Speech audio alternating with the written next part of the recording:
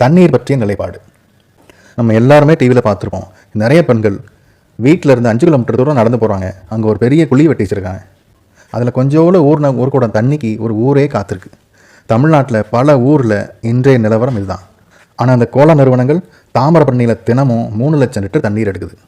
குடிமக்களுக்கு குடிக்க தண்ணி இல்லை, ஆனால் கோலா நிறுவனங்களுக்கு தடை இல்லாமல் தண்ணி கிடைக்குது. இதுதான் திராவிட ஆட்சியோட சாதனை. இந்த கோலா நிறுவனங்களுக்கு பல ஆயிரம் லிட்டர் தண்ணி ₹1 ₹2 கிடைக்கும். ஆனால் அதே தண்ணி நமக்கு வரும்போது 1 லிட்டர் ₹20. நாம் தமிழர் கட்சியின் தேர்தல் அறிக்கைப்படி குடி தண்ணீர் விற்பனைக்கல்ல, தண்ணீர் அனைத்து உயிர்களுக்கும் பொதுவானது. தமிழ்நாட்டில் ஒரு ஆண்டுக்கு ஆறுகள், குளங்கள், ஏரிகள் மூலமாக நமக்கு கிடைக்கிற நீரின் அளவு தோராயமாக 850 TMC. கிணறு மாதிரி நிலத்தடி நீர் மூலமாக நமக்கு கிடைக்கிற நீரின் அளவு 800 TMC. நமக்கு இயற்கையாகவே கிடைக்கிற தண்ணீர் எல்லாமே சரியாக பயன்படுத்தினா நீர் பற்றாக்குறையே இருக்காது.